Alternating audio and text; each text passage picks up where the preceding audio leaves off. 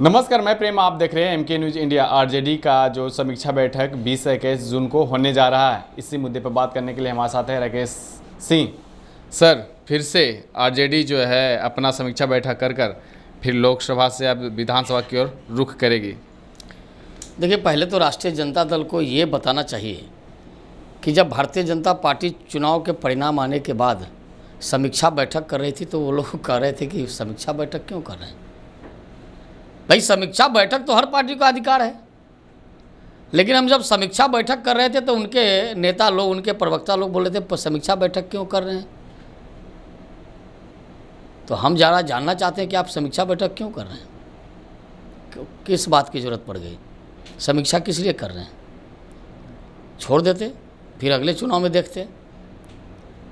छोटे से बड़े नेता, पंचायत लेवल तक के सभी जो हैं बुलाए जा रहे हैं इसमें। ये पंचायत लेवल के नेता को तो नहीं बुलाया जा सकता है क्योंकि बहुत बड़ी संख्या होगी। खैर, उनके पार्टी का अंदरूनी मामला है। समीक्षा बैठक करने का सबको अधिकार है। हम चुनाव जीते कैसे, चुनाव हारे कैसे, चुनाव में आगे हमको क्या करना है, पार्टी को आगे कैसे बढ़ाना है, हर पार्टियों को ये अधिकार है। लेकिन जब हम लोग बैठक करते हैं तो बड़ी बेचैनी धर लेती है। तो मैं ये जानना चाहता हूँ कि भाई तेजस्वी यादव जी को आप ये समीक्षा बैठक की क्या आवश्यकता पड़ गई, क्यों समीक्षा बैठक कर रहे हैं। आप तो बहुत सीट जीत गए हैं। आरएसएस के तरफ से एक बयान आया कि जो राम राम करके जो सीट ला रहे थे वो ला नहीं पाए। देखिए, उस विषय पर हम लोग को बोलने का कोई अधिकार नहीं है। उसमें वही लोग बोल पाएंगे जो अधिकृत हैं। आप ही लोग तो राम जो को लाए हैं उन्हें हम लाएंगे, आप लोग तो ही तो कर रहे थे, नारा भी लगा रहे थे। देखिए, भारतीय जनता पार्टी ने जो लक्ष्य तय किया था जी, और जनता ने जो आशीर्वाद दिया हमको, वो स्वीकार है। जी। जहाँ तक आप पूछ रहे हैं आरएसएस के बारे में, तो आरएसएस के बारे में टिप्पणी करने का कोई अधिकार हमको नहीं है। वो स्वतंत्र संगठन है जी। और उस पर टिप्पणी उसके अधिकारी लोग कर सकते हैं। राष्ट्रीय स्वयंसेवक संघ के बारे में कोई टिप्पणी करना बिल्कुल गलत है। राष्ट्रीय स्वयंसेवक संघ का जो काम है वो मातृ संगठन है।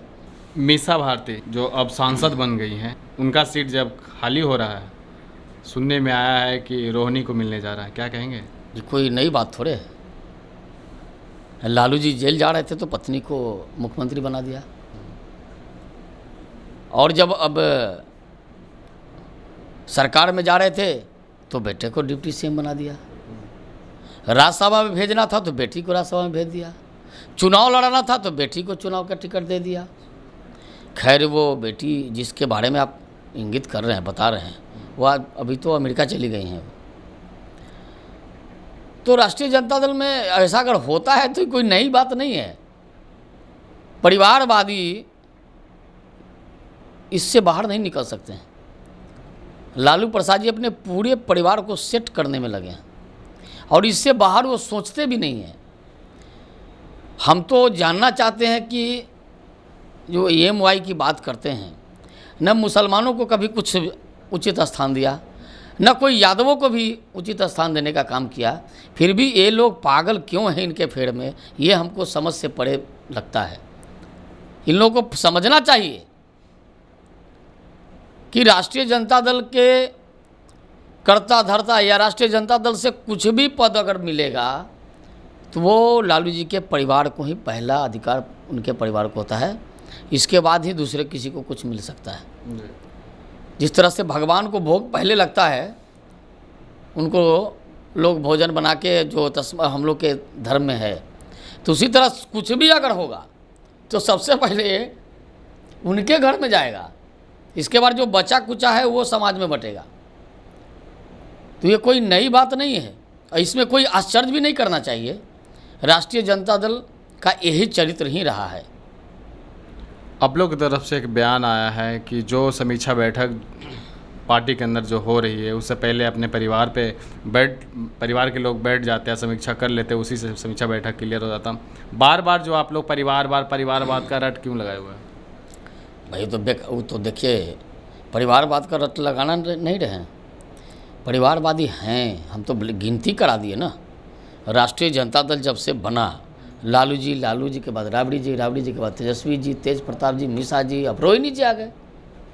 अब आगे उनकी बहू आएंगी। इससे बाहर कहाँ निकलते हैं?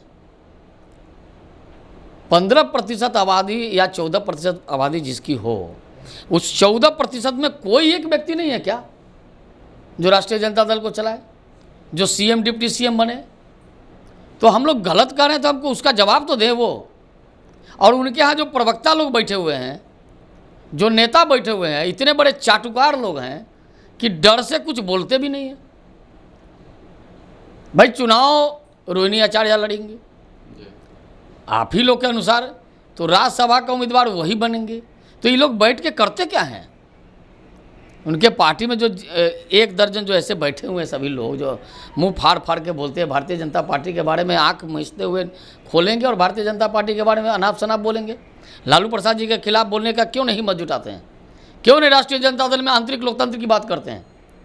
भारतीय जनता पार्टी में तो चुनाव की समीक्षा हम लोग कर रहे थे तो उनको बेचैनी पर कर दिया। तो हमारे यहाँ तो चुनाव का समीक्षा हुआ तो खुलेआम लोग बोला हम किन कारण से हारे, किन कारण से जीते। इससे समीक्षा तो होनी चाहिए। समीक्षा बैठक को कर रहे हैं, लेकिन किसी का हिम्मत है क्या कि लालू प्रसाद जी, राबड़ी जी और तेजस्वी यादव बैठे रहेंगे तो कोई कह देगा कि हमने इस कारण से हार गया चुनाव? तो बेकार के है, आईवस है, कुछ नहीं होने वाला है वहाँ। एक अंतिम सवाल, जिस तरह से केंद्र और राज्य में आपकी एनडीए की सरकार है, फिर भी जो अपराधियों का जो ग्राफ है वो बढ़ता जा रहा है और जंगल राज 2 का भी नाम आ गया इसमें। देखिए, अपराधी घटनाएं तो बंद हो जाएंगी। अब चुनाव चल रहे थे, चुनाव में सरकार भी उसी काम में, सरकार में जो शामिल दल है सब लोग अपने चुनाव में लगे थे।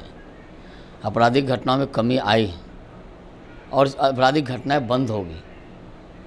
और ये देश में भी और राज्य में भी एनडीए की सरकार है, केंद्र की सरकार जब से बनी है, नरेंद्र मोदी की सरकार बनी है, कोई नक्सलवादी घटना, कोई आतंकवादी घटना, कोई माओवादी घटना वो देखने को तो नहीं मिला है। हाल ही में तो हुआ जम्मू में घटनाएं हुई। जम्मू में घटना जो हुआ, उसके पहले कोई घटना नहीं हुआ देश में। कोई बाहर से आतंकवादी कोई नहीं आया। वो देश के अंदर जो छुपे हुए आतंकवादी, जो कुछ के मन में जो आतंकवादी मानसिकता पल रहा है, इन लोगों ने वो घटना को अंजाम दिया। सरकार सजग है, ऐसे लोगों पर सख्त कार्रवाई करने वाली है। बिहार में जो दिन दहाड़े गोली इनकाउंटर और वकील से लेकर के स्टूडेंट, छात्र, सभी को जो ये अपराधी तांडव मचा रहे हैं, कब तक? और एक तरफ से जो है सम्राट चौधरी बोलते हैं कि या तो नेपाल या तो गया में पिंडदान, ये कब से शुरू होगा? नहीं, शुरू हो जाएगा। पिंडदान का काम तो चलते रहता है और अपराधी वास्तव में अगर नहीं मानेंगे तो पिंडदान उनका होगा ही। और सरकार अब अपने काम में लौट गई है। सरकार अपना काम करना शुरू कर दिया है। कुछ ही दिन बाद परिणाम दिखने लगेंगे। नहीं मानेंगे अपराधी तो फिर पिंडदान तो होगा ही। 6 महीने गुजर गए हैं सरकार के। 6 महीने में 3-4 महीने तो बीत गए चुनाव में।